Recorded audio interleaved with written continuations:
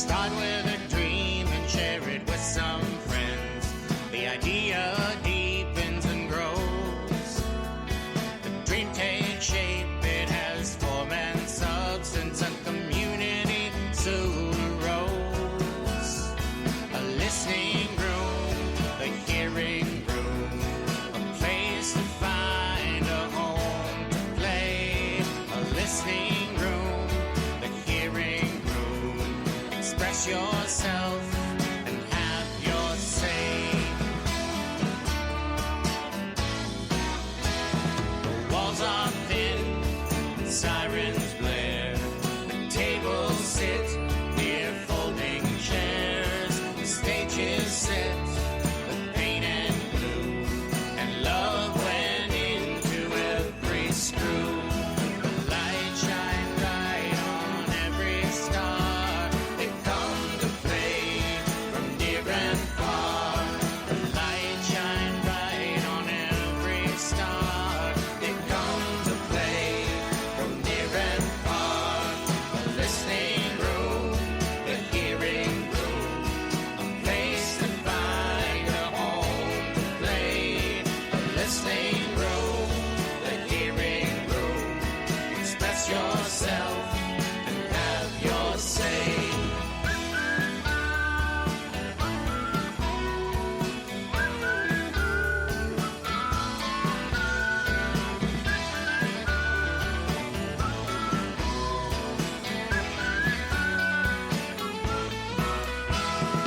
Hearing room, a listening room. You're welcome here, so have no fear. The hearing room, the hearing room. Come in, my friend, where art can bloom. And welcome to the Hearing Room podcast. I'm Aaron Tornberg, and I'm here today with Julia Mark. How are you doing today, Julia? I'm doing great. How are you doing? I'm good. I'm excited to hear you play and sing and talk and all that stuff. But before we do that, I'm going to talk about the Hearing Room a bit, as per usual. The Hearing Room, our events do vary sometimes. It's hearingroom.net is our website, and that's where you find out all the information. But quick rundown. Mondays is the podcast, and also we have a blues jam the second Monday of the month. And we have a band that you play with, actually. So it's really cool. It's Woody Carpinella, Tim Feeler, and Roland Oxenbein. And they're a fantastic backup band, and they're sort of the house band that holds everything together. And then you get up and do your stuff. They'll back you up if you want or not. It's up to you. It is a blues jam. So we hope you'll jam as much as possible. And then we have the open mic Tuesdays, 7 to 10. We have Let's Have Words. It's the open mic spoken word jam, and that's 7 to 10 Wednesdays. Then Thursdays we have Singin' Jam. So we do a lot of jams. So the Singin' Jam is pretty popular, and it's put words and chords up on the screen. Everybody plays together. Then we have different themed jams and open mics on Friday nights. We have a regular one now is the acoustic jam, and that happens on the first Friday of the month. The third Friday of the month is the bluegrass jam. The second Friday and fourth Friday will vary. We're still working out programming for those. And, but we have a Pink Floyd one scheduled on April 10th. By the way, due to the coronavirus, we're delaying some stuff, so it's hard for me to really predict what's going to happen in the next few weeks. But in any case, we're going to have also a lot of stuff on Saturdays, including Songwriter Circle, which happens every other Saturday. Songwriters come and critique each other's material and offer support, all that good stuff. And then we also have Sundays, which is a very busy day. We have the Drum Circle 12:30 to 1:30 and the Open Mic 2 to 5. And we often have a show afterward or a workshop. And we just had Guy Davis here, who was a fantastic player. He did blues, and we sold out. So that was a pretty popular one, and we're going to keep having some of those. And by the way, members get first crack at the tickets for the more popular shows. So if you are looking to become a member, I will talk about that more at the middle of the show, but you can check that out on our website, hearingroom.net, and look under the membership link, and you pay $100 a year. You can become a member, and that gives you some benefits, and we'll talk more about those later. So the other thing I want to talk about is the Greenville Junction Shoppy. The Greenville, JUNKTIONSHOPPE.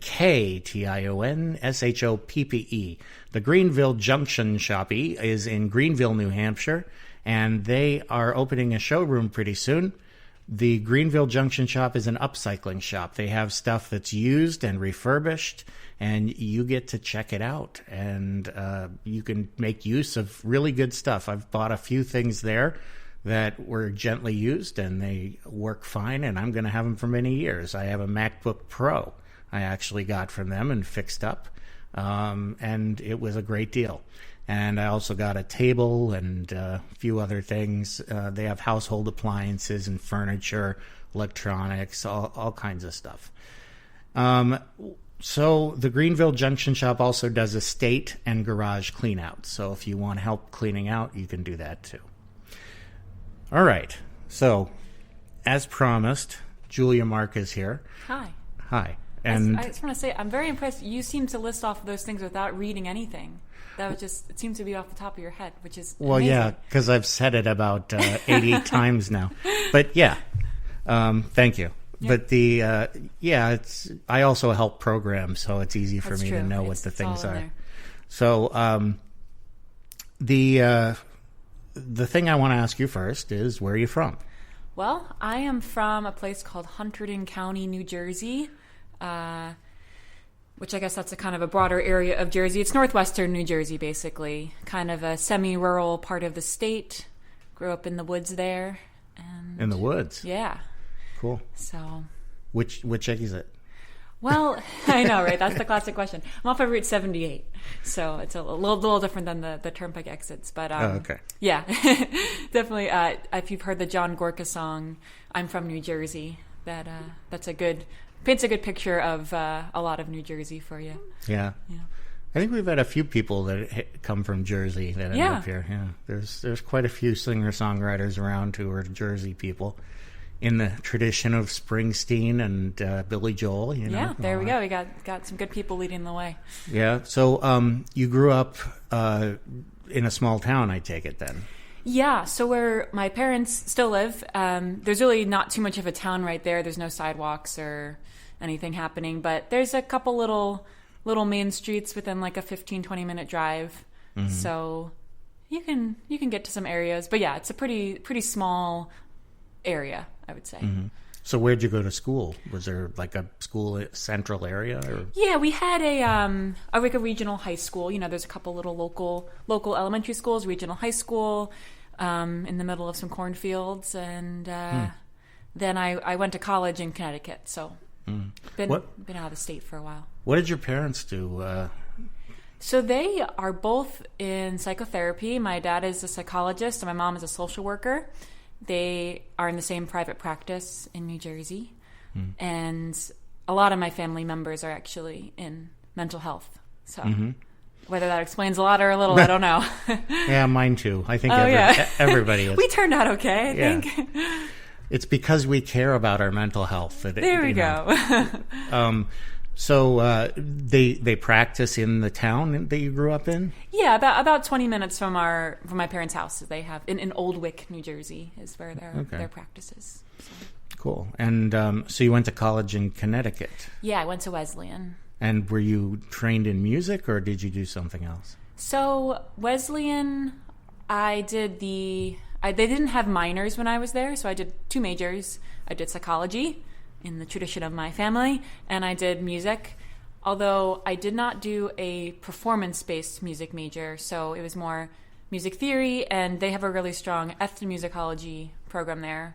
So I did a lot of learning about different kinds of music and kind of an anthropological look at music. Were you looking at a specific culture or tradition? I would say that I kind of bounced around between some different things. They have a gamelan ensemble at Wesleyan. I took South Indian voice classes. I did like a West African music class.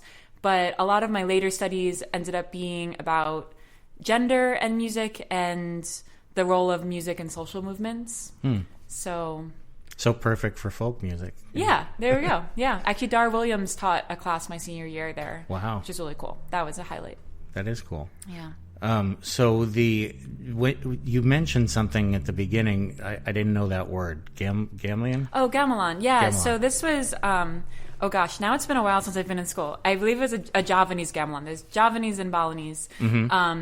MIT has an ensemble. There's a couple around the country. It's basically an arrangement of instruments usually made of brass and wood, and everybody has their own little instrument. And it's interesting because instead of you don't really think about the music linearly as you would in like quote Western music or a lot of what we play. It's all circular, so it's all these like cycles. Everyone's kind of playing their circular pattern, and it all kind of fits together like gears. It's very, very dreamlike music, in my opinion. It's 99 bottles of beer like that. Sure, yeah. No, you know what I think about it in circular patterns is like the songs where you add like one thing on each time. What do they call it? Recursive? Yeah. Yeah, that sounds right. So that's interesting. Now I'm going to have to check that out. Yeah, I haven't actually been to, I can admit, I haven't been to the MIT ensemble yet, but it is around. So if you're, in the Boston area, it's amazing to hear. And there's some puppetry, shadow puppetry and dance that's also associated with it. So it's really, really beautiful stuff. How do you spell it? Gamelan. Okay, gamelan. Okay, cool. See, you learn all kinds of new things on this podcast. So you went to college, and what were you thinking of doing when you got out? Well, so the strange thing is that I had a lot of stage fright pretty much all through college, even a little bit after college. So the idea that I would become a performing singer-songwriter was just not even on my mind.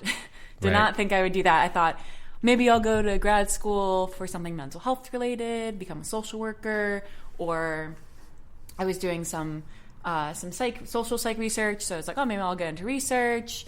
Maybe I'll teach music, but I never thought I would do performing. And that's sort of what I fell into when I moved to Boston, kind of on a whim. I mean, I planned it. It was a planned whim. But I didn't have I wasn't like, I'm moving to Boston because there's a great singer-songwriter scene there. I just moved to Boston because I had friends in the area and found a job. So yeah, so when did you do that? So I graduated the spring of 2013, and I moved to Boston in the fall of 2013. So when you moved to Boston, what spurred that? You just weren't happy thinking about getting a job where you were? Or? Well, I think I realized that I loved playing music, and I was still writing songs. I've been writing songs all through high school and college, and that was important to me. But I realized, okay, if I'm not going to music classes anymore, or I don't have a few required performances or recitals that are the part of my music education, then I need to find an outlet for this. And maybe it's time to try to get over my stage fright. I think there was always a part of me that really wanted to perform, but was afraid of performing, and it was this sort of like tug of war internally. And thankfully, the Boston music scene was quite welcoming. It's a really lovely community. The Lizard Lounge open mic was very crucial, and Tom Bianchi was super, super great and supportive. So, I guess kind of jumped into it, and here I am. So, when you did the transition, what did you do to make ends meet? Were you working as well? Yeah, so I was working. I moved to Boston and was working with a group that was developing a preschool music curriculum. Oh, cool! And I was teaching a lot of kiddos and getting a lot of colds. Okay. Because I had never worked with kids before. Actually, Dar Williams, the one piece of advice she gave me that I didn't follow was, if you want to be a performing musician, don't work with kids. Don't work with young kids. Of course, that's what I did. I enjoyed that, and it did lead me into teaching private piano lessons, which is what I do now. So, kind of got my feet wet in the teaching sphere, and I transitioned to this, which I now kind of balance like performing and teaching, and I like that. So. Were you actually teaching, or were you writing more? You mean writing music or teaching? Writing the curriculum. Oh, it was a little bit of, it was kind of both. Yeah, it was a small group of people, and so we would make the curriculum and then go teach it a couple days a week. So Okay. yeah. Cool. And so you kind of came here and started doing that from New Jersey, from Connecticut, I guess. You were in Connecticut. And then what was it like getting over your stage fright? Like, how did that happen? Well, I think it was a long transition. I think even through college, I was sort of very slowly, I would perform on occasion. And I think for me, the big thing was, number one, just sort of a form of exposure therapy, if you want to call it that. Just kind of saying, well, I'm just going to go on stage and play even though my knees are shaking and just do that. But also, I think reframing what it meant to share my music. So for me, and I think a lot of people, if you're not the kind of person who's comfortable in the spotlight, then it seems like, why would I ever want to go and be the center of attention and share these really personal songs that are about me and my life? Right. But I kind of shifted my mindset to being more like, this is a community experience. I'm sharing something, and hopefully the audience is going to get something out of it, and it will inspire them to think about their own lives. So it's not just about me.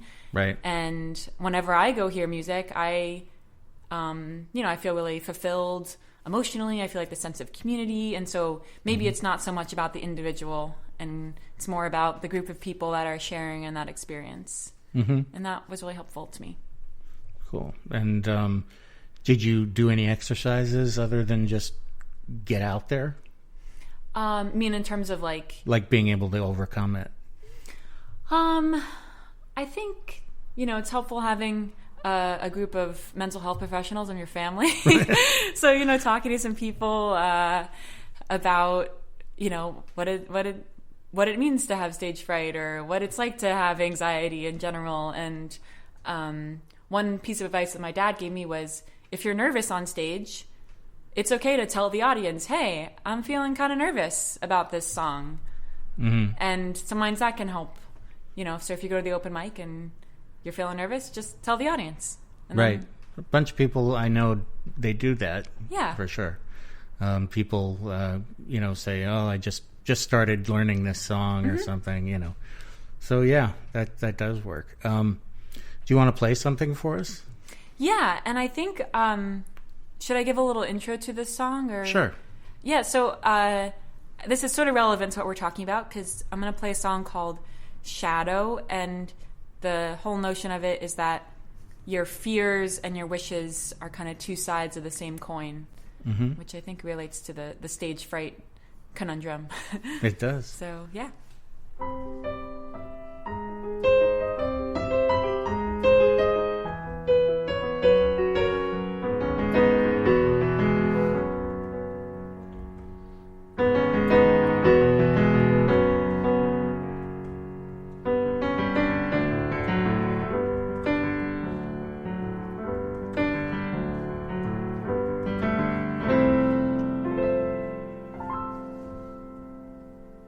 You move me tectonically, shift towards you, mountains ensue.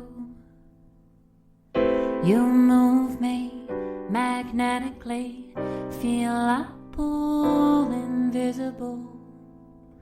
Well, I try to elucidate whether you reciprocate. If you did, what would I do? Fear is the shadow of my wish for you.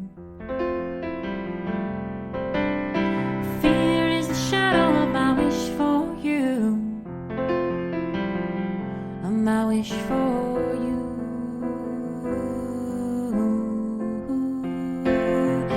my wish for you,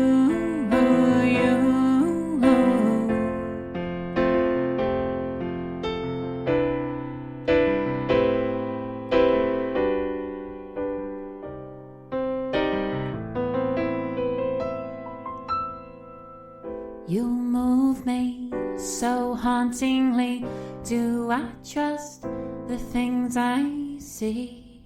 You move me illogically, reason through cacophony. Well, I try to elucidate whether you reciprocate. If you did, what would I do. Fear is the shadow of my wish for you. Fear is the shadow of my wish for you. Of my wish for you.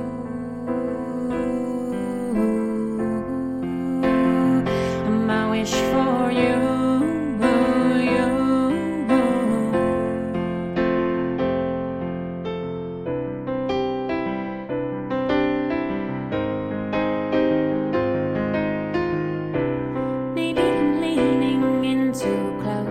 Casting shadows instead of stepping back so I can see.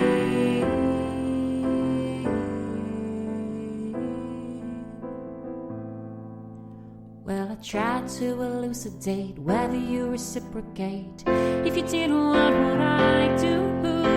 Fear is the shadow of my wish for you.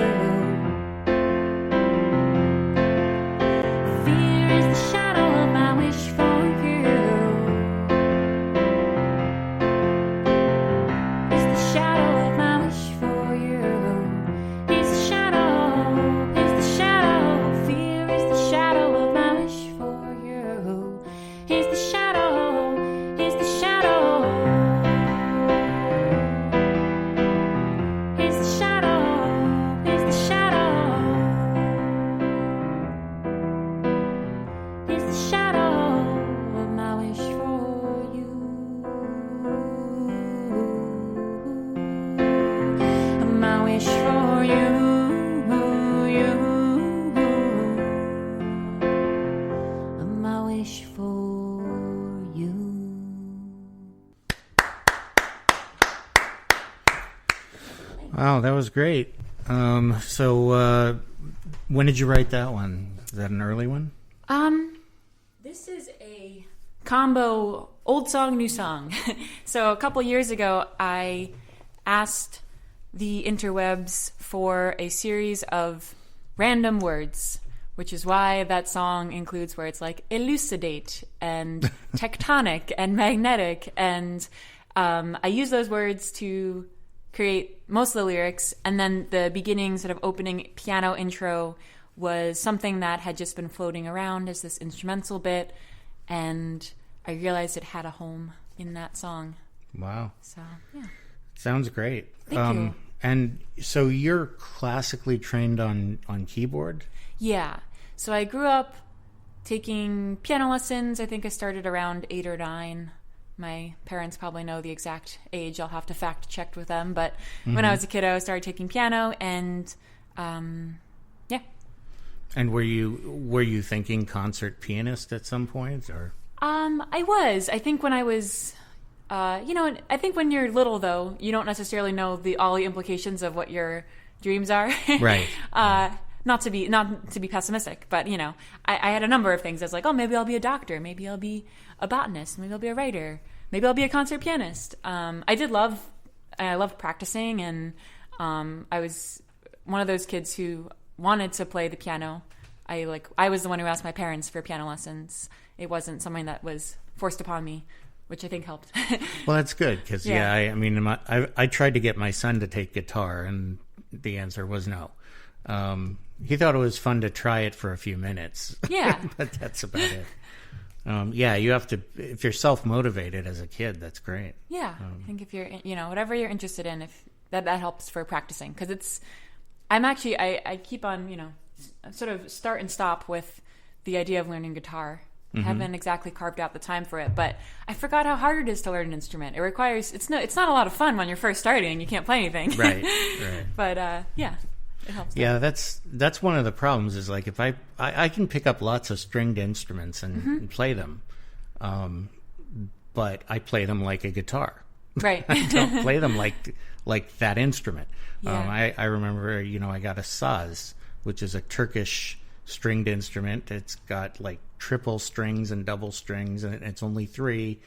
But playing it like I play it, it just sounds like, a guitar with a lot of strings. So yeah, it's difficult. But you took lessons in New Jersey, like at home, or did you have to go out? I had a main teacher for classical piano, Mrs. Roth. Mm-hmm. She lives in New Jersey, just about 15 minutes from my parents' house, and so she was my teacher through most of elementary school and middle school, and then in high school I switched over to take lessons with a jazz pianist named Eric Doney, who lived in Penn Argyll, Pennsylvania. Mm-hmm. So that was a little further away. We're on the Pennsylvania border, but he was maybe like an hour away. Mm-hmm. And the idea there was to learn jazz piano. And I did learn a bit, but I ended up kind of doing songwriting, as it turns out. He was the one who inspired me to start writing my own music and to start singing. And so the gears sort of shifted towards that. Well, your stuff's interesting because you really, you have such a nice flow to your playing that it does show training. I mean, you can tell. And the way you write a song is different from like a guitarist typically writes a song. We do chord based. You seem to have the melody first. Yeah, that's an interesting way. I think we don't always, at least for me, I'm not always thinking about my songs in like a theory based way. Like when I go to, if I bring my songs to John Escobar, the producer that I'm working on the album with, or something, or my bass player Forrest Pettengill, then I have to be like, okay, wait, what chord progression am I doing there? Like I'm thinking about it a bit when I'm writing, but yeah, I guess it is more melody driven. Yeah, I mean, and even like the playing, your chords, sort of you mirror the melody with the chords, like right. You're playing them and singing them, which is nice. Thanks. So you're working on an album now? I am. How many albums do you have so far? Well, I have a small EP that I recorded with my friend Jeff Ong, who now is in New Zealand, which is where he's from. And he's an awesome singer, kind of poppier songwriter. He's got some, top 10 New Zealand hits now, if you want to go check him out. Anyway, when he was at Berkeley, I recorded an EP with him, just a few songs, and then I did a full-length album with John Escobar, who lives in Watertown, and that was called Gemini, and I released that in 2018. And now working on album number 2. Mm-hmm. So it's in process. Cool. And you can get the first album? Hopefully you can get it anywhere, I think. Think? Yeah. Hard copies are mostly in my house, or at shows, but on you can buy it on Bandcamp, you can get it on Apple Music, Spotify, any place you stream stuff. It should be out there. Yeah, and what's your website, by the way? It is juliamarkmusic.com. So Mark, M-A-R-K. Like to say Mark like question mark. Yeah, juliamarkmusic.com. And, where do you usually play? What are your shows? Are they mostly around Boston? And yeah, it depends. I think so. I have a couple favorite venues around Boston. I mean, I love the Burn Backroom series, the Lizard Lounge, Club Passim, of course. Mm-hmm. I'm definitely partial to listening rooms. I've played here at the Hearing Room, right? And then I love doing house concerts. Mm-hmm. So hopefully we'll see how much disruption occurs from the coronavirus. I have a house concert back in New Jersey in May, and a couple other little things coming up. So how do the house concerts work for you? Because I know people who do them, but it's sort of a small scale typically. What kind of house concerts are you doing? Are they small, big? I guess it depends on your point of reference. I mean, I guess there's actually two things. So there's like the coffee house series type things, right? So those usually have a pretty nice built-in audience. Maybe, I'm not sure what the average would be, but so let's say 50 people or so. Right. And then house concerts, it sort of depends on people's capacity, but probably in the 20 to 40 range, depending on someone's house, maybe a little more. I did a nice one in Pennsylvania where it was sort of actually outside on their deck, and so they had people kind of on the lawn and stuff. And in the summer, that's yeah. So it depends. Yeah, it depends on the scale. But I like the more intimate setting. I think especially for singer-songwriter type stuff. It's a nice way to share the stories behind the songs. Yeah. So what's a typical show like? Do you do it in a narrative way when you perform? I try to give some background for each of the songs. It's something I've been working on, including not saying as much, which I notice I've been doing a lot already. It's a habit. Me too.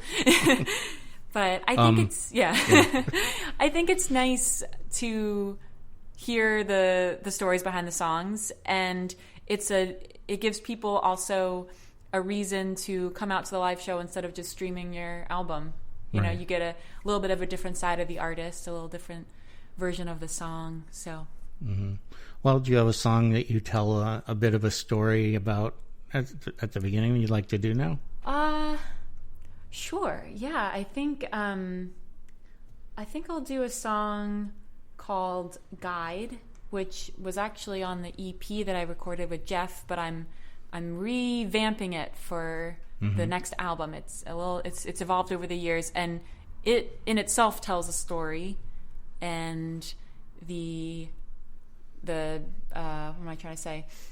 The idea of it is that your past self serves as a guide for your present self, and so it's important to hold on to those little pieces of your past self as you move forward. So, yeah.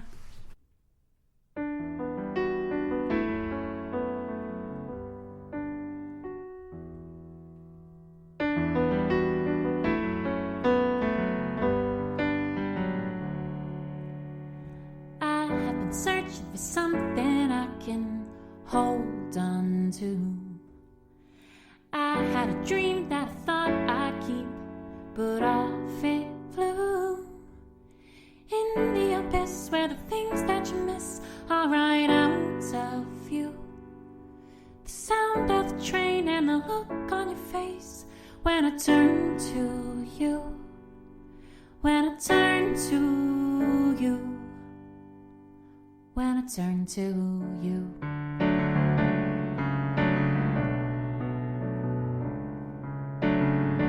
To myself at age 19, you have got a weird disease. One day you will feel much better, but this self you won't forget her. Don't you go away too soon. Be my guide. Don't you be a waning moon in my sky. Be my guide. Be my guide.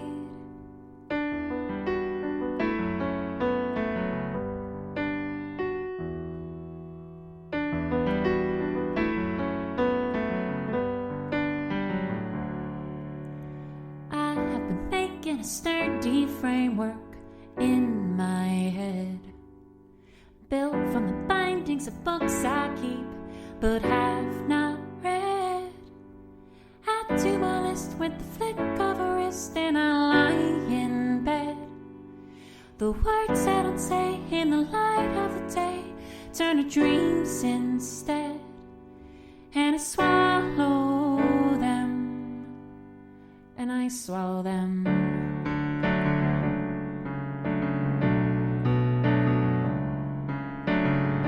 To myself at age 15, one day you too will smoke weed.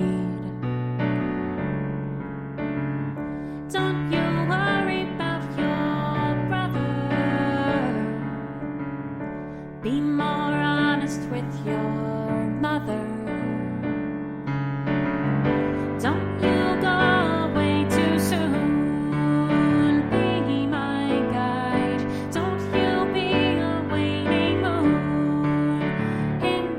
Sky.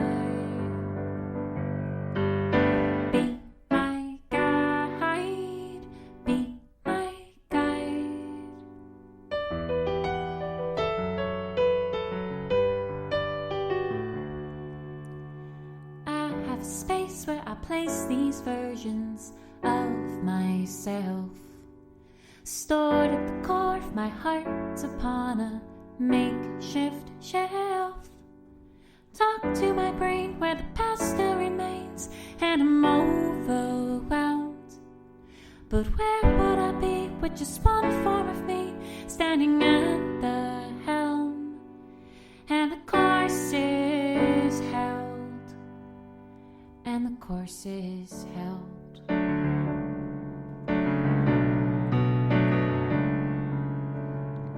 To myself at 9 years old,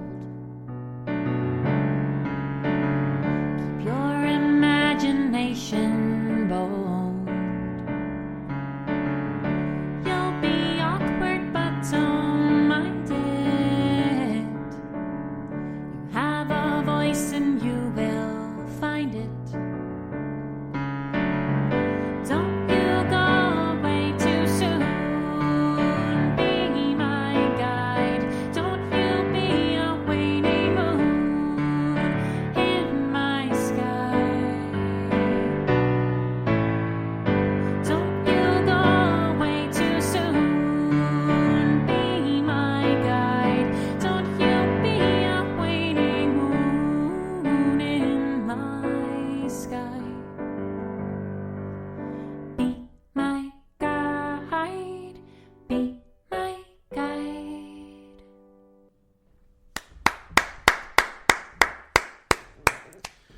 Very nice. Some personal stuff in there. Yeah. Yeah. Yeah. It's interesting. I found, I mean, there's hopefully people like a range of my songs, but I think that it used to be I was sort of afraid of including really personal, specific things in my songs, like about a very specific person or event or things that are just related to me. But I found that when I play those songs, those are the shows when people come up to me after and share something really personal with me.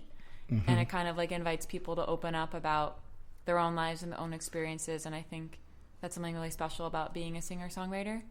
Mm-hmm. And yeah. Yeah, so, you mentioned Dar Williams. You worked with her. What course did she teach? She taught a class about music during the 1960s. And sort of before and after, but I guess more focused on like American folk music and how it tied into social movements of the day, and how music was used as a sign of strength or to spread a message or protest, things like that. Yeah, because I'm a fan of hers too. Yeah, but, totally. Which song of hers do you like the best? Oh gosh, I mean, so I'm also. My last album was called Gemini, and whether or not you buy into the whole astrology thing, I'm very indecisive. I don't really pick favorites, but one of the songs of hers that I first heard when I was younger, before I had gone to Wesleyan and knew her, was, I think it's called the Babysitters Here. Right, that's mine too. Oh yeah, oh cool. Yeah. Yeah, it's just such a sweet song, and I love that. It's so from the perspective of the child, right? And then there's that like heartbreaking bit at the end about like the babysitter breaking up with her boyfriend in order to pursue her own life and her own dreams, and it's just like, oh, it just really hits you right in the heart. But it's because it's role models. It's about this little girl who has this role model in an unexpected place, because it's a babysitter. Usually babysitters aren't considered role models, but she made it into a thing, Totally. And I agree. I think it's the personal stuff that gets to people, and same with your stuff. It's when you throw your heart on the table. Yeah. So, do you have one you want to do on the ukulele? Yeah, sure. This will be a little lighter, which is kind of nice, maybe. Okay, good. My ukulele songs tend to be a little more on the ditty side of the spectrum.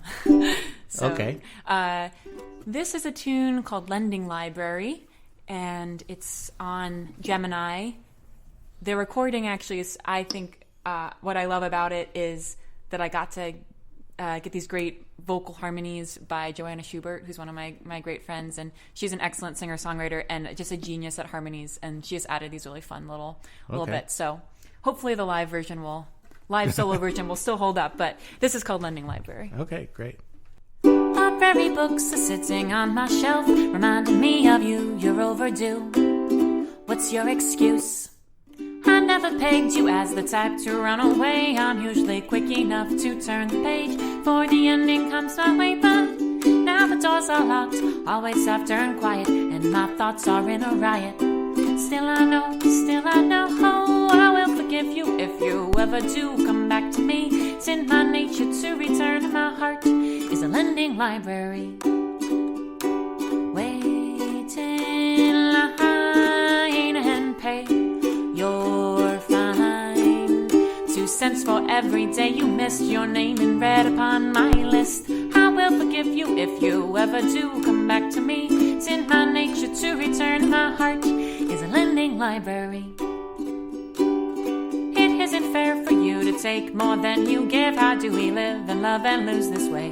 Or do we make it through our day? Somebody drew inside this book and tore page 23. That's the part where you once were, directly to the left of me. So wait in line and pay your fine. 2 cents for every day you missed your name and read upon my list. I will forgive you if you ever do come back to me. It's in my nature to return, and my heart's a lending library. I will forgive you if you ever do come back to me. It's in my nature to return, and my heart is a lending library. I like that. My heart is a lending library. Thanks. Yeah, that's good. So you recorded in 2018, you said?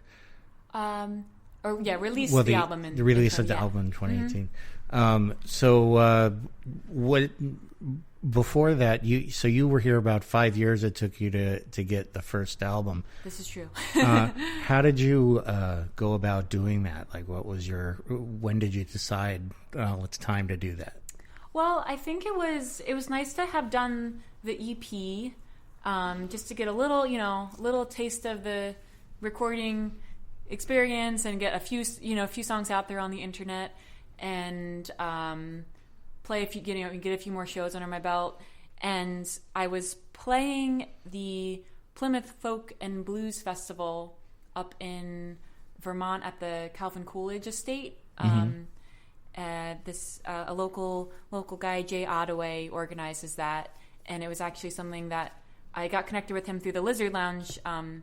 I happened to win the open mic challenge, their main event, and part of it was that you can play at this festival potentially, and so went up there, and really great scene up there if you ever find yourself in the middle of nowhere, Vermont.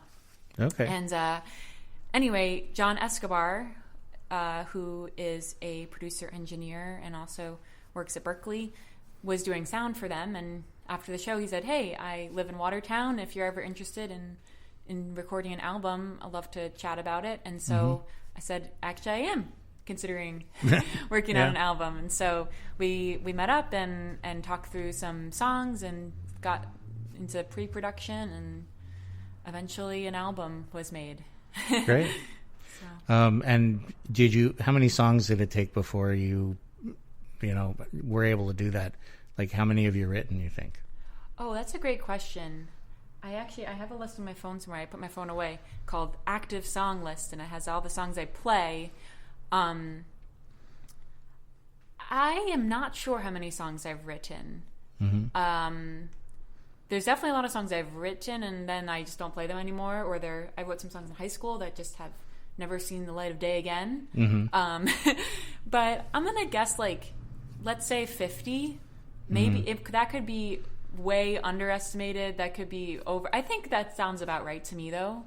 50 that I would that I still know how to play. That I could look at say, okay, yeah, I could figure that one out. And then other ones that have just been lost to the years. Yeah, so many years. Not that many, but yeah. Yeah. So the that's cool. So 50 songs, and then you got an album of about 10, 15? It was 12 on the album. 12, yeah. So I guess, that's the thing is I've been working hard on getting songs, but I think, I've got, not 50. So takes a few more before you're really ready to release something like that. Yeah, so you got to kind of weed through them. And also I think playing songs out in the world lets you know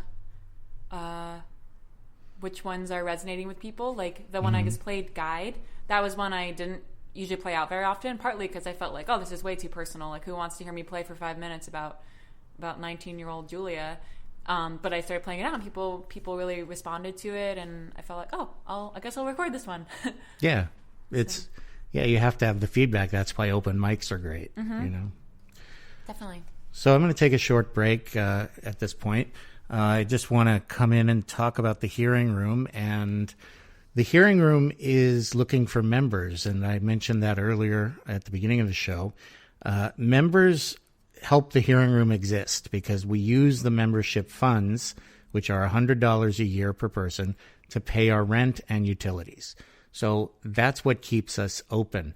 Other donations do things like provide the amenities that are here. So we have the sound system, and we have to pay for that, and we have the instruments, and we have the cables, which are always getting either lost or misplaced or something. So we got to keep things running musically as well. But being a member helps you be a part of supporting the Hearing Room. And that's important. You can come here, and it's really your place. It's a collaboration between all of us. So the membership you can do by going on the website, hearingroom.net, and it's $100 a year. You will get a T-shirt, you'll get a membership card, and you get first crack at concerts that are going to sell out. And you also get $5 off. So if you come to an open mic or a jam, things like that, that would effectively be free. Although we do ask for a suggested donation of $1. I'm sorry, not $1, $5. So it's a suggested donation of $5 for our events typically. Some are $10, but mostly $5. But you get $5 off all of those. So if it's $10, it'll only cost you $5 of the suggested donation. And if you come to the open mics and stuff and you're a member, your donation is the $100, and that'll cover you for the year for that. So it's a good idea, and it supports the Hearing Room. That's the main reason to join. So there are lots of events here, as you saw. And again, go to hearingroom.net to find out more about the events and what's coming up. Also, if the coronavirus is continuing to disrupt things, we will figure out a way to get that information to you, but most likely it'll be on the website. So we'll put up any cancellations and things like that. Also, I want to thank the Greenville Junction Shoppy, Junktion, Greenville Junction Shoppy, Shoppe. It's an upcycling shop. That means that they take stuff that is no longer being used by anyone, and so the people who were using it decide they don't need it anymore, and it ends up at the Greenville Junction Shoppy.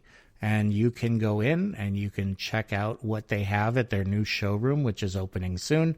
That's going to be in Greenville, New Hampshire, but already you can check the Facebook Marketplace and the Greenville Junction Shoppy on the Marketplace, Facebook Marketplace, and they have a Facebook page.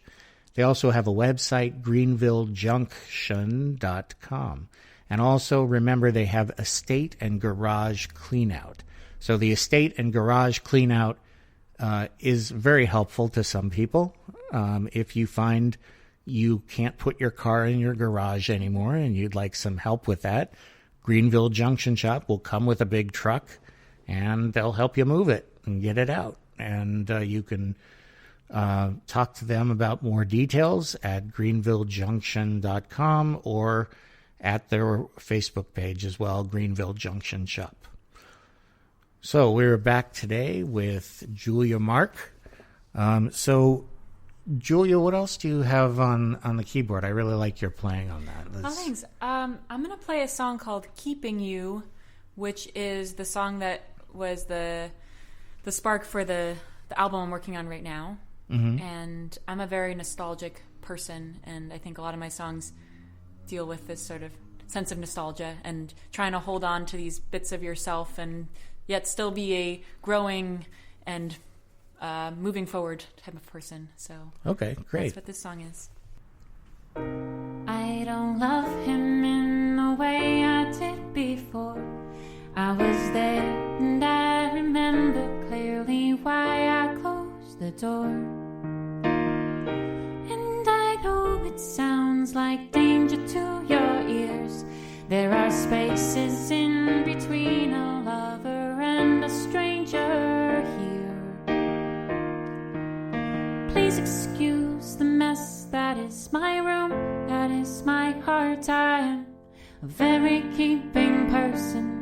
I hold on to what I held on at the start. Photographs and magazines and notes written on old receipts. Will not let you recede from my view. I'm keeping you. I'm keeping you. It's what I do.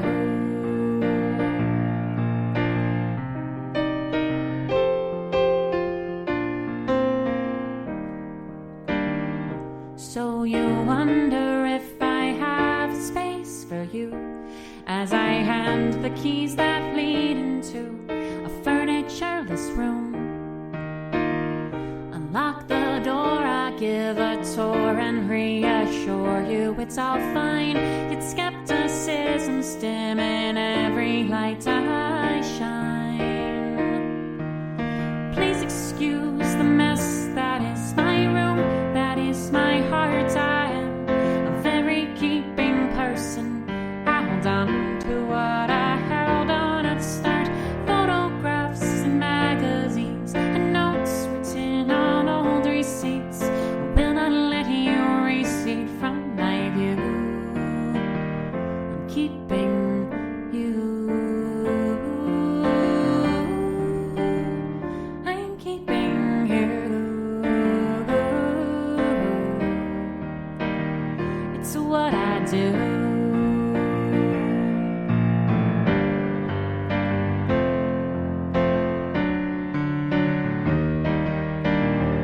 Can you climb to the vaulted ceiling of your mind?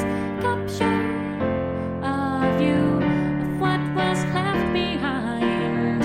And yet somehow the space continues to expand. Somewhere in there, love finds a place to land. Please excuse the mess that is my room, that is my heart. I am a very keeping person. I hold on to what I held on at the start. Photographs and magazines and notes written on old receipts. Will not let you recede from my view. I'm keeping you. I'm keeping you.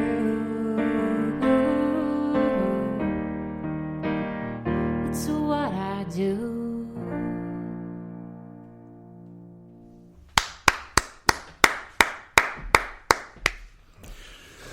Nice.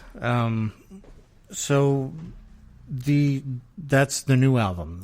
Is that like the title track or? Well, I haven't thought of a name for the album quite yet, but I'm kind of thinking of that as the title track, if that makes sense. That's sort of like, okay. That was the song that I was like, all right, time to get in the studio. I got enough new songs and feel like this is a good theme to work under for this album. And sorry, what's the new album called? Well, I haven't quite decided yet, but for now, Keeping You, or in my communication with John, it's just been album number 2. Okay. The second album. Well, to be determined. The White Album. Yeah. There we go. Oh, wait, that's taken. Okay. The Red Album, maybe. Yeah. There we go. So, where do you live now? In Brighton? Yeah, I live over in Oak Square in Brighton, so a little off the beaten path. I used to live right in Alston, kind of near Brighton Music Hall, but kind of moved to the edge of town, which is nice. It's a little quieter. There's parking, which is like unheard of. So you're doing music full time, including lessons, right? Yeah. So I try to, I have a kind of every day is a little bit of a puzzle to put together in terms of what my schedule is going to look like. I can tend to pick up a few odd jobs here and there, like sometimes I'll dog sit for people, or whatever comes my way. But I try to keep music as the focus and carve out space for recording and songwriting, and I really enjoy being able to teach piano lessons because it's a nice way to still be engaged musically, but it's a little more consistent than a gigging schedule might be. So, do you teach adults and kids, or? I do. Most of my students are kids, a lot of middle schoolers, a couple high schoolers. I do have a few adult students, and then some really young kids that are like, I think my youngest student is turning 5 this spring. So wow, that's pretty young. Yeah. How do you teach a 5-year-old piano? Well, it really depends on the kid, right? So at that age, the fine motor skills aren't always there. To me, it's about highlighting the stories behind the music and getting them to understand, that every song is a story. So what does it mean to play quiet or loud? Like, what is that telling us about the song here? Getting used to like different intervals, understanding the way the keyboard's laid out in terms of its, the white keys and the black keys and the patterns. I think a lot of music actually is understanding patterns. So now the music curriculum that you did for the preschool probably helps with this, but what kind of curriculum was that? Was that mostly like theory? That was more of like a general music program. So it wasn't focused on this particular instrument.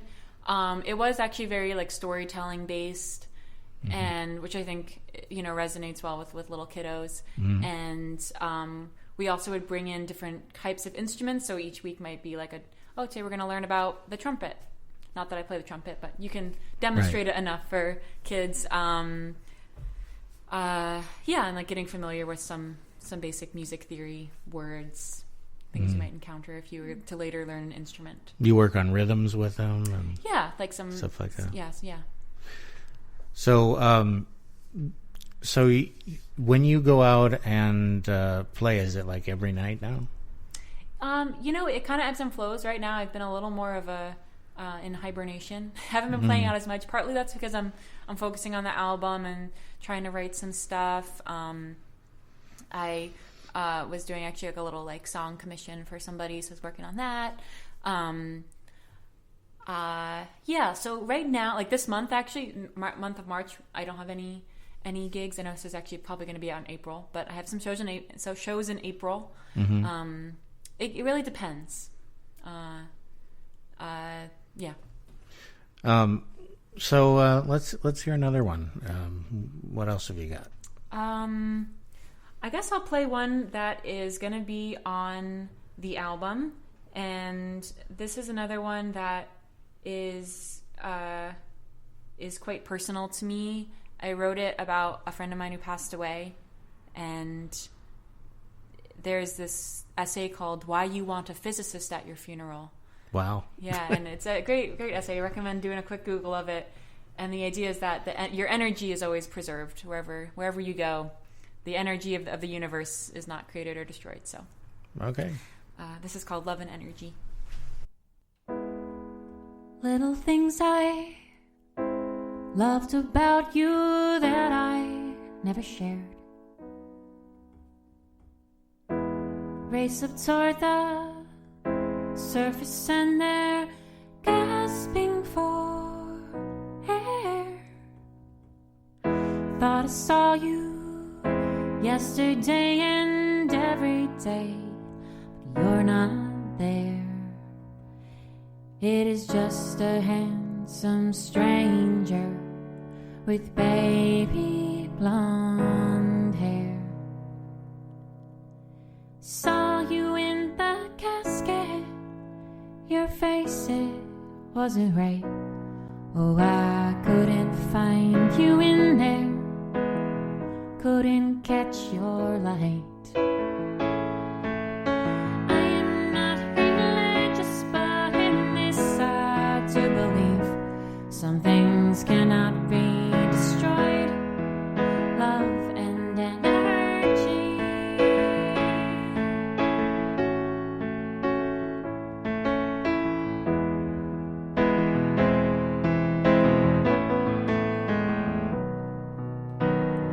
When I met you, it was springtime. We went to that show, had so much fun. I had to buy the beer, 'cause you were not quite 21.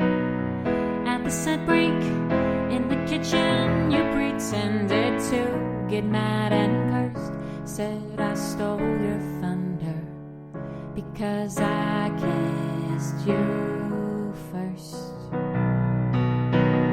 And when I think of you, I see you with a book, a boyish grin, dancing and philosophizing, singing, sipping on some gin. I see you working on translations just like I am doing now, trying to make sense of all of this somehow.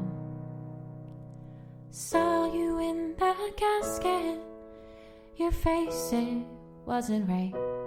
Oh, I couldn't find you in there, couldn't catch your light. I am not religious, but in this I do believe some things cannot be destroyed. Love and energy cannot be destroyed.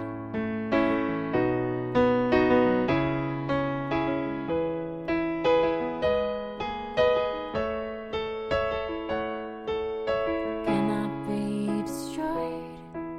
Love and energy.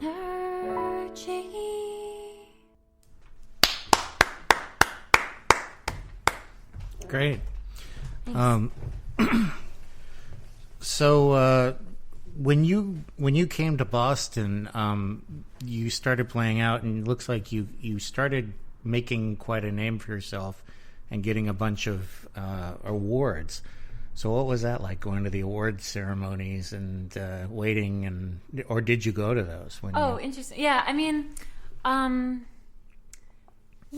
awards are always kind of, I think awards for art are always this funny thing, right? Because it's like, how can you really judge art, right? Who's to say who's the best singer-songwriter on this particular night, or like, but on the other hand, I think it is nice that we have these gatherings that recognize the local music scene, and it's also, I guess, a great way to like go out and see a bunch of people that you might only run into at shows, and now you have another place where you can, talk to your singer-songwriter friends or your other people in the music scene.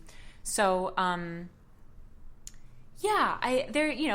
kind of they're interesting. They're always a bit of a I think I have mixed feelings about what it means to have an awards about art, but I also recognize their importance and that they're helpful for booking and helpful for kind of just creating a thriving scene. Mm-hmm. So, yeah.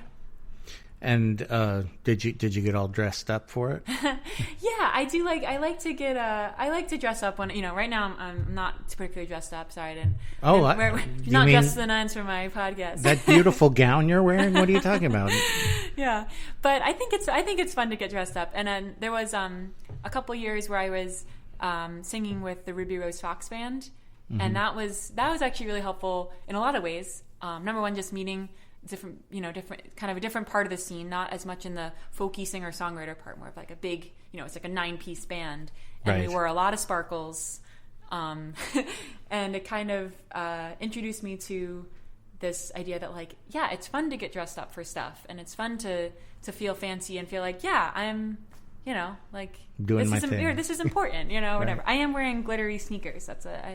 So try to have a little sparkle each day. Yeah, well, I'm sorry I wore the tuxedo today. I didn't mean to embarrass you. So the songs you've written, what does your family think? Do they approve of what you're doing? Oh and yeah, like definitely. It? I recognize that I am very, very lucky to have the parents I have for a lot of reasons. Mainly, most of people's parents are saying, don't become a singer-songwriter. That's so unstable, and why would you do that? Mm-hmm. Meanwhile, I was the one who was like, I think I'm going to study for the GRE, and maybe, and they were like, why don't you just take a couple years here? You just moved to Boston. Why don't you just focus on songwriting and playing out? And this is the time of your life when you have the flexibility to do that. And That's true. so that was really, really amazing. Yeah, and you got brothers and sisters as well? I have one older brother, and he is an excellent chef. So he lives out in the Hamptons in Long Island, and he is an executive chef out there. And so he's also sort of, I guess, in an artistic realm, although in a different way. So His is more edible. Having a chef for a brother, does that mean you go home and, with a family gathering and he's automatically the cook? Well, unfortunately, it means that he's working a lot on holidays. So that's he's true. not always there. But when he is there, you can guarantee there's going to be some delicious foods happening. Yeah. So, and he's been very helpful. He's always sending me new music. He loves discovering music. I thought you were going to say recipes. Oh, no. It's funny. I think because so many people in my family are really good cooks or interested in cooking, I was the one in the other room practicing piano. Everyone else was cooking. So right. My cooking skills are very simple. I get by. You were entertaining them while they cook. Yeah, there we go. That's your I'm good job. at cleanup. Right, there you go. You're the entertainment and the cleanup. Mm-hmm. Although, how can you entertain after dinner if you're cleaning up? There we go. So, how about, do you have one, like the first song that you've written that you can play? Oh, gosh.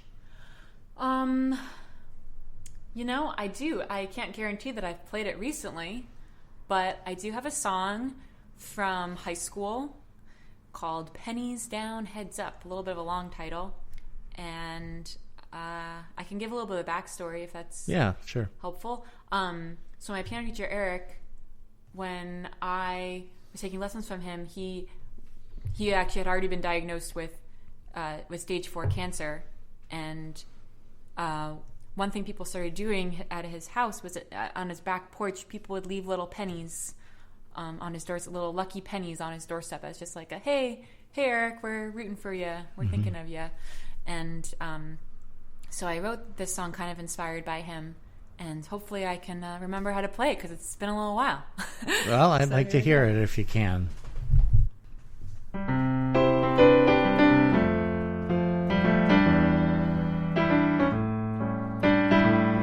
If you don't wear a watch, you'll never think that you're late. And if you never get up, you can't fall down. You've got a funny way of reasoning that makes you think that if you never start anything, nothing has to end. You're throwing pebbles at the world.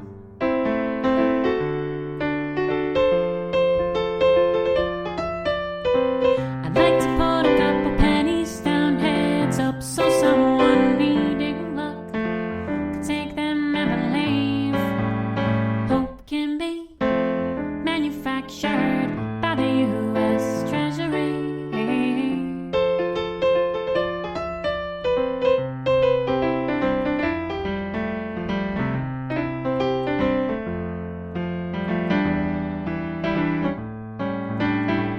You don't need their statistics running your life, and I don't care about the likelihood of rain.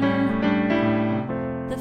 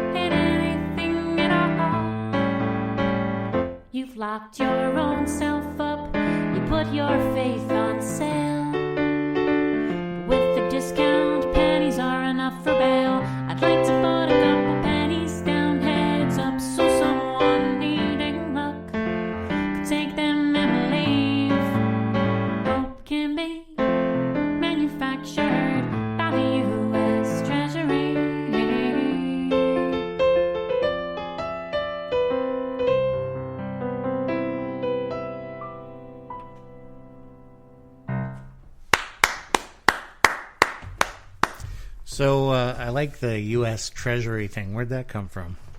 Oh, it's been so long since I wrote it.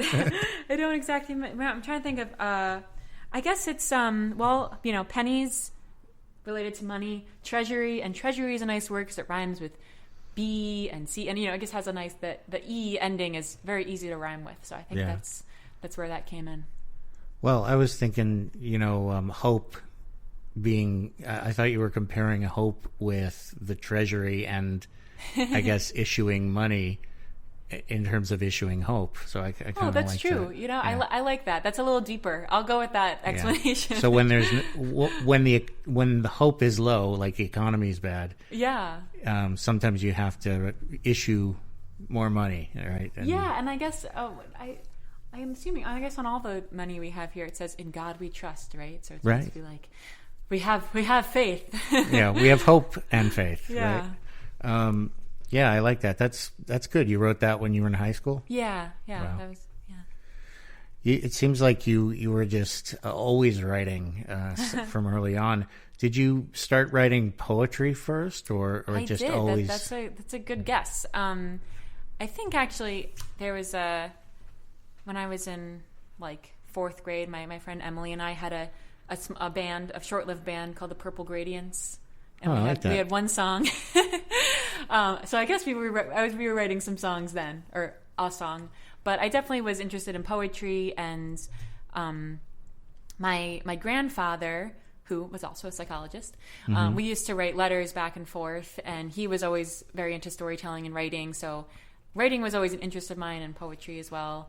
And it just sort of became a natural part of my music life. Once I, got maybe a little further from the classical music and more in listening to more folk music, pop music, stuff like that, where the poetry could then become lyrics.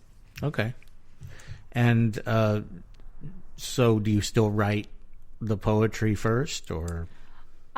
It's a bit of a parallel process. I usually have some little musical riffs that are hanging out somewhere, and I have some lyric ideas that are on my phone or in a notebook.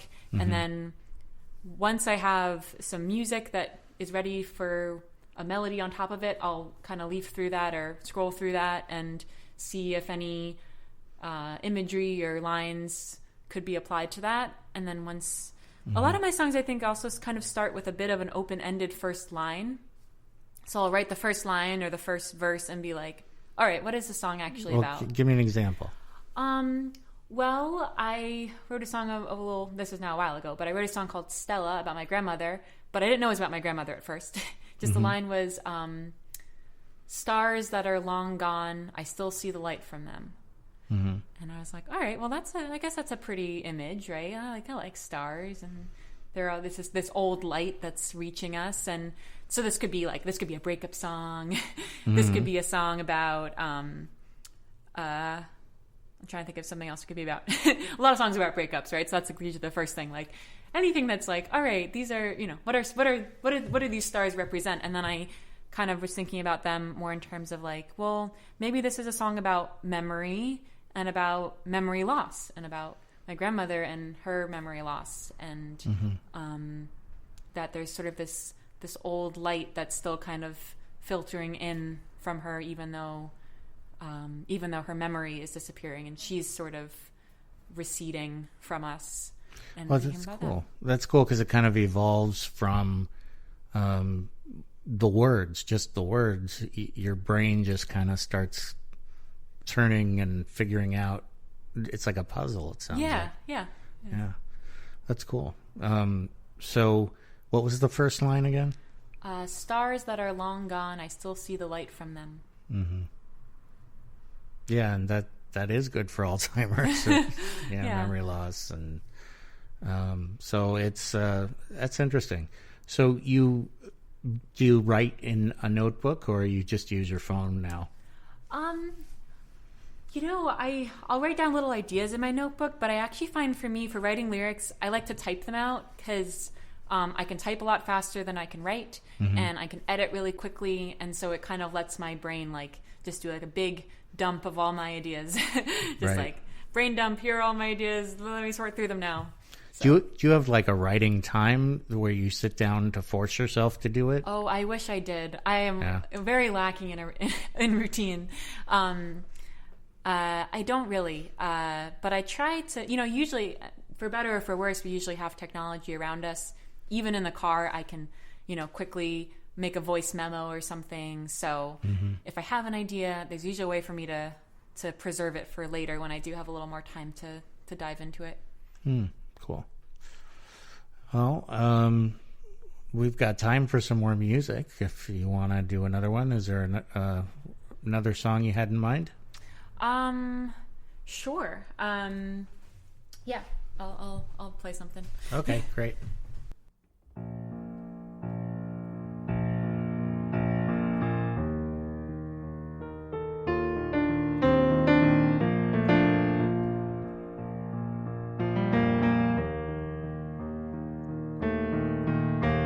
Stars that are long gone, I still see the light from them. Words that I wanted to say to you still have some fight in them. Fever dream memories, I still invite them in. Stories we told to our parents, so no, did we frighten them? Memories of a string wrapped round a spool, and the older you get, well, the tighter they pull, till you can't see the start, you can't find the end, and so every day you just begin again.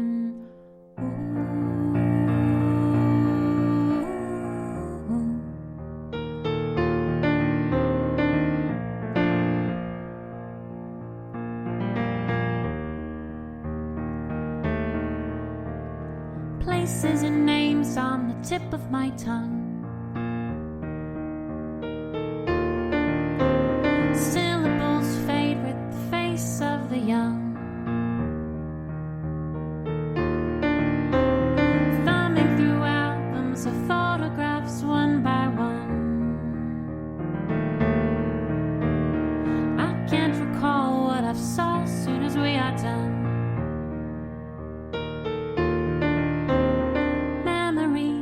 String wrapped round a spool, and the older you get, well, the tighter they pull, till you can't see the start, you can't find the end, and so every day you just begin again.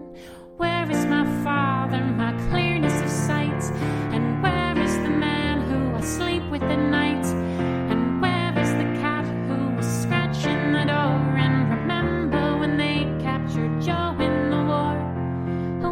These paintings, was it really me? I must admit that they're truly lovely. Truly lovely.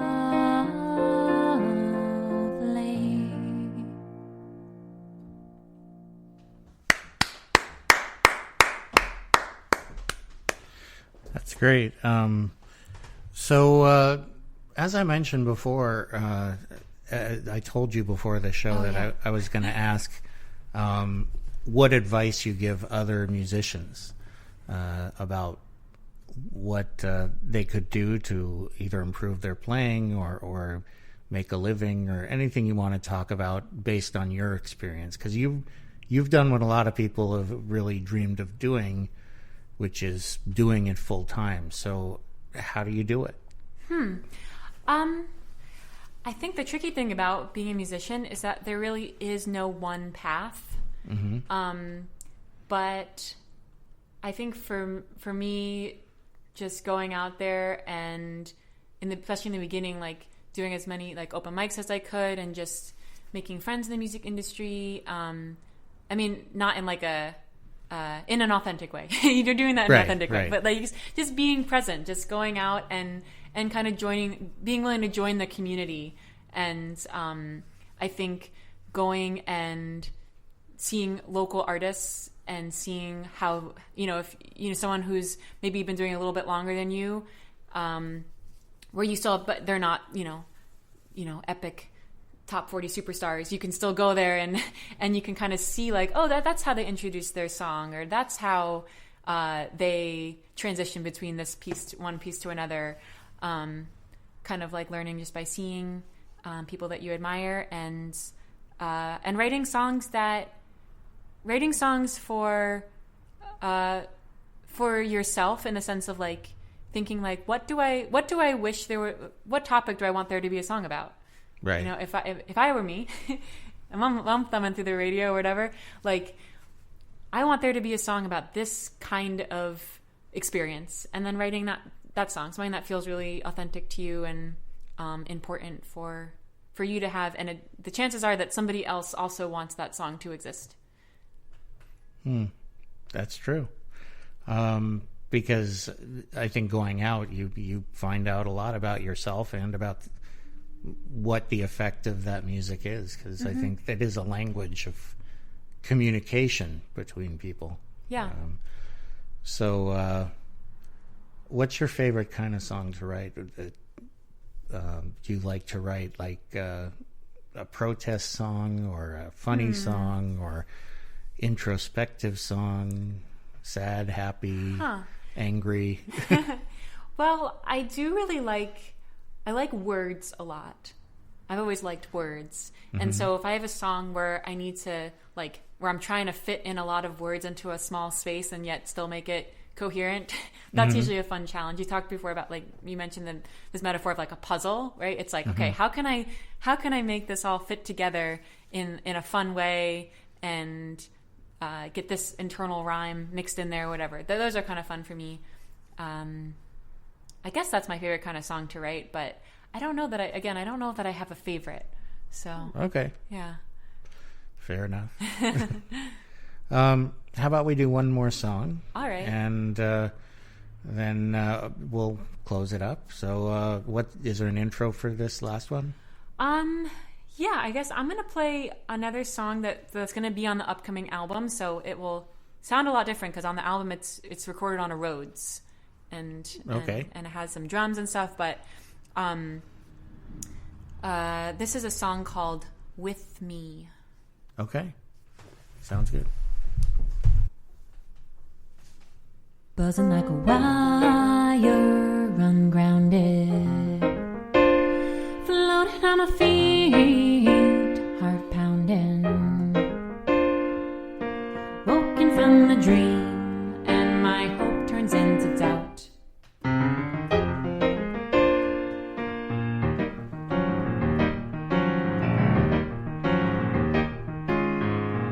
I'm in love with the person I wish for you to be, the kind of person I want to be, the kind of person I want to be. With me,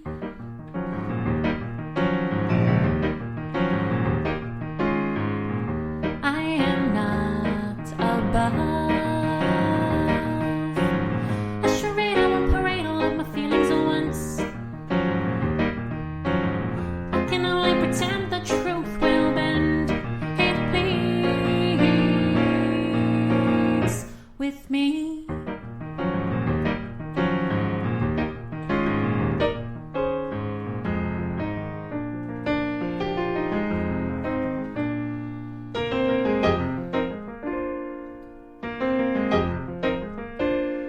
Talking in my sleep, confounded,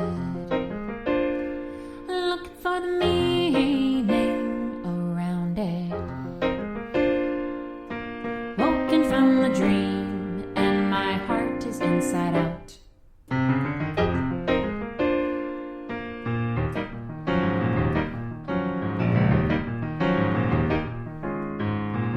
If you're not in love, then won't you step out of my view?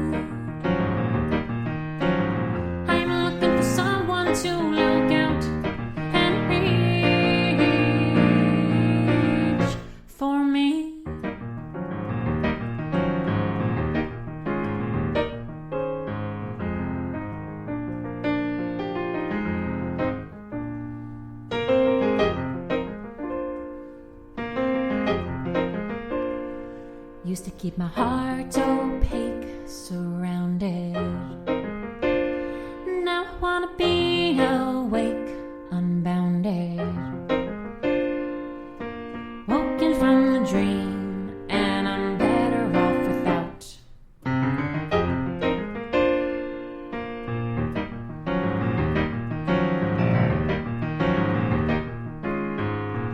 I'm deserving of the kind of person I wish for you to be. The kind of person I want to be. The kind of person I want to be.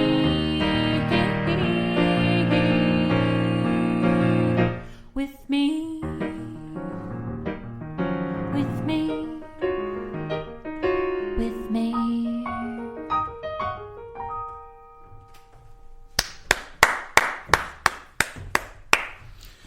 So that's great. Thanks. And thank you very much for coming. Thanks for having me. This is great. This is fun. And you can get to your page by Julia Mark Music, Julia MARK music.com. And your album's coming out soon. Well, it's in process. I'm trying not to have a set deadline right now, but the plan is to start releasing some tracks from it over the summer. Okay. So, yeah. So people should keep an eye out for that. Definitely, yeah. And it's juliamarkmusic.com. And also, does it have your play dates, like where you're going to be? Yeah, so on my website, there is a page there with some upcoming show dates. And, of course, like if you have Instagram or Facebook or the social media, I'll be posting on there as well. Mm-hmm. Sounds great. So we've been talking with Julia Mark today, and it's been great.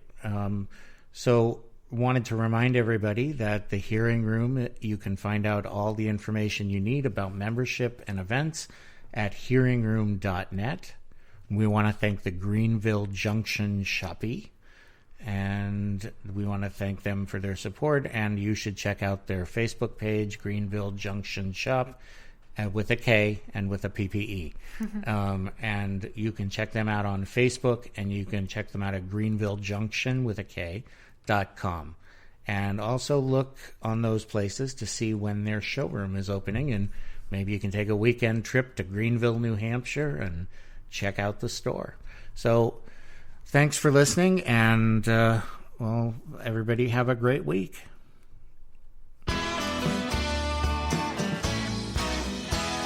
Start with a dream and share it with some friends. The idea deepens and grows. The dream takes shape, it has form and substance, and community soon arose. A listening room, the hearing room, a place to find a home to play. A listening room, the hearing room. Express yourself and have your say. The walls are thin, sirens blare, the tables sit